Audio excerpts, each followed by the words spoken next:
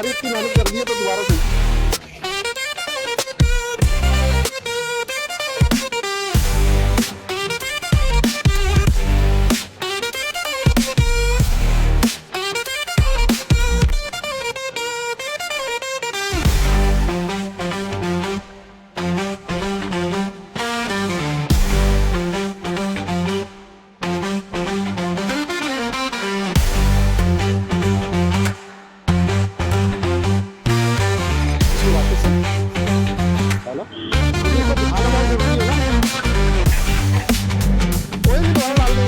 इतनी मेहनत कर दी है तो दोबारा से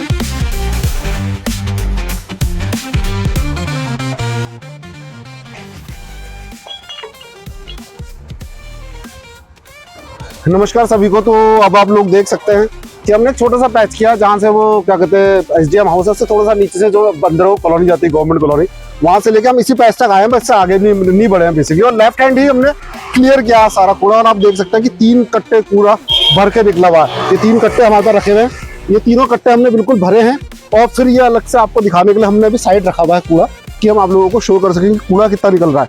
सिर्फ एक छोटी सी जगह पे जो कूड़ा दिख नहीं रहा है वो है ये कूड़ा जो हमें दिखता ही नहीं रोड साइड पे, वो कूड़ा हमने कर रखा है। तो हमारी परिस्थिति कैसी हो चुकी है, हम पता नहीं क्या सोच रहे हैं, क्या कर रहे हैं, मेरी भी समझ में नहीं आ रहा है। लोगों की बुद्धि कहाँ जा चुकी है, क्यों अपने रामनगर अपने घर को गंदा कर रहे हैं।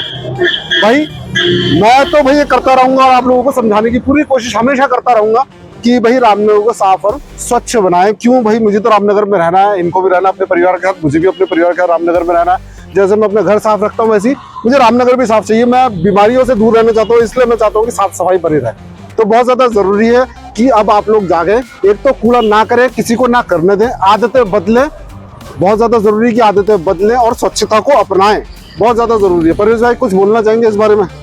हाँ, मैं तो यही कहना चाहूँगा जो भी हमारे 10,000 रामनगर वासी है उन सबको हम दिखा रहे हैं, वीडियो बना रहे हैं। लास्ट 8-9 महीने से हम ब्राज पे काम कर रहे हैं, अवेयरनेस फैला रहे हैं, लेकिन लोगों की समझ थोड़ा भी कम आ रहा है। तो मैं कहना चाहता हूँ जो भी दर्शक हमें देखते हैं या रामनगर वासी जो भी हैं कि मूक दर्शक ना बने, बिल्कुल भी जागरूक बने और जागरूकता फैलाएं। कोई दूसरा फेंक रहा आप उसे टोकें। जिस तरह से नैनीताल का एग्जाम्पल ले लीजिए, वहाँ आप किसी भी तरह का कोई सामान नहीं फेंक सकते, आपकी हिम्मत ही नहीं होगी वहाँ फेंकने की। हर कोई भी व्यक्ति आपको टोक सकता है, वहाँ बिल्कुल अलाउड ही नहीं है नैनीताल। वहाँ यही पोजीशन हमें अपने रामनगर की लानी है स्थिति कि अगर कोई कूड़ा फेंक, अब देखिए कूड़ा लोग तब फेंकते जब उन्हें कूड़ा पहले से ऑलरेडी पड़ा हुआ दिखता है। ये गेस्ट भी तभी फेंकता है वो दिखता है कि यहाँ कूड़ा है, वरना गेस्ट वहाँ संभाल कर लाता है। और एक चीज और भी, अगर आप लोगों से बोल दो ना कि आप कूड़ा मत करो तो पता क्या बोलेंगे आपसे, वो कहेंगे कि क्या मैं ही कूड़ा कर रहा हूँ। अरे हम ही तो कूड़ा कर रहे हैं, कौन कर रहा है कूड़ा? हम ही तो है, वो हम इंसान ही तो कूड़ा कर रहे हैं और कौन कर रहा है? हमें तो टाइम से भैया ऊपर वाले ने अकल दे दी कि हमने जो भी कूड़ा कर रहे हैं हो सकता है कि आप इतना कर पाए। और अपने घर में जो लोग हैं उन्हें भी थोड़ा बात करें, बच्चों को सिखाएं। बच्चों को लाना जरूरी है, बच्चों से सिखाएं। क्योंकि मेरी बेटी है वो अब इतना सीख चुकी है, वो अपनी लाइफ में कभी कूड़ा इधर उधर फेंकेगी नहीं। हम तो जो भी फेंक चुके हैं। दादा लाल को चोट लगी थी, वो आई नहीं है मरियम, मैं वो पूछ रहा था परिवेश है, वो होती तो आज थोड़ा सा वो हम तो शिकार उससे कूड़ा नहीं उठवाता है, लेकिन वो बोर्ड लेके अवेयर जरूर कर देती है लोगों को और बोल देती है। वो तो छोटे छोटे चिपके बैग यहाँ से लेके अब जो करता जाती है जेब में रख के लेके जाती है, वो बस से भी नहीं फेंकती है। तो हमारे ये कहना है कि आपने बच्चों को अगर भी सिखा देंगे तो आपको उन्हें सिखाने की जरूरत नहीं पड़ेगी। आने वाला समय कैसा आपको पता है, एक्यूआई लेवल क्या हो रहा है। रामनगर का भी एक्यूआई लेवल 150-220 में पहुंच रहा है। बहुत ज्यादा। अब तो जून में तो और ज्यादा दिखेगा जब ये क्या है, ये टूरिज्म का टाइम तो है, पीक सीजन इस समय। तो बताइए फिर हम तो जो जिंदगी जी चुके, लेकिन अपने अपने बच्चों को भविष्य में क्या देना है, अच्छा वातावरण देना है। जैसे अच्छी शिक्षा पे हम काम करते हैं, अच्छे स्वास्थ्य पे हम बच्चों के लिए काम करते हैं, 15 साल 20 साल से पूरी जिंदगी लगा देते हैं। इसी तरह से हमें पर्यावरण को कुछ समय देना चाहिए ताकि आने वाले समय में हमारे बच्चों का भविष्य अच्छा हो, स्वास्थ्य अच्छा हो। अब एक चीज और भी है कि कूड़ा उठाने कोई नहीं आ पा रहा, चलो हम समझते हैं कि नहीं आ पा रहा, लेकिन कम से कम आदतें सुधार लें, कूड़ा ना करें, कम से कम प्रॉपर जगह डिस्पोज करें, यही आपका बहुत बड़ा सहयोग होगा। आप इतना कर देंगे तो बाकी क्या बोले, मुझे नहीं लगता कुछ ज्यादा हम बोले इस बारे में। और बाकी ज्यादा जो कूड़ा है ना, जो ये ग्लास है, ये यहाँ पे ये आप देखो तो यहाँ पे जो लगी हुई क्या जितने वेंडर वाले डिग्री को सामने से आप मान लीजिए, हम उसका फोटो खींच के ये आपको दिखा देंगे, चलान कट जाए तो अच्छा नहीं लगता ना। अब ये कहाँ से आपने देखा है, मैंने नाली से यहाँ से घुसा हुआ, वहीं से तो उठाए सारे ग्लासेस है।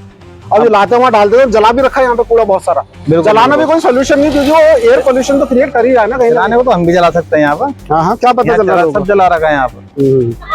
तो सभी से गुजारिश है, हाथ जोड़कर विनती है कि रामनगर को स्वच्छ रखें, साफ रखें यहाँ आते ही देखिए सबसे रनिंग एरिया है, रनिंग एरिया में इतना कूड़ा निकल रहा है, जो आउट एरिया वहाँ तो हम बता नहीं सकते क्या क्या निकल रहा है और कितना निकलता है।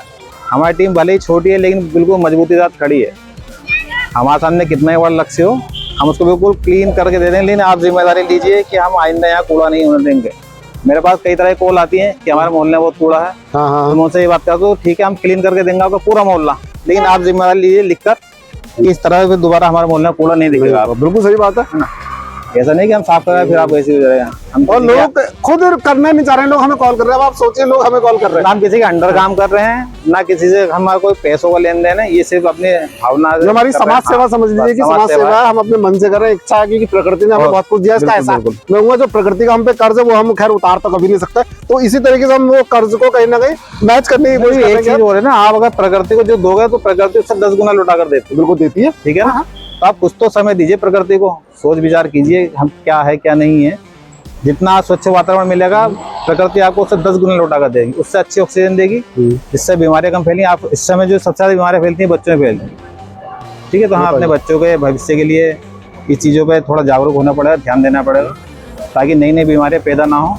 और जिसके घर में बच्चा बीमार होता है उस घर का हालात अभी तो वो जो क्या कहते हैं जो बच्चियां हैं बिटियां हैं उन्हें 14-15 साल की जो कोई इंजेक्शन लगने वाले सर्वाइवर सब मुझे एग्जैक्ट नहीं पता, लेकिन कोई कैंसर है शायद उसकी वजह से मेरे भी आया है। लेकिन अब सोचिए इतनी ज्यादा बीमारी है कि इंजेक्शन लगाने की जरूरत पड़ी क्यों है, बस वो यही वजह है और कोई दूसरी वजह नहीं है।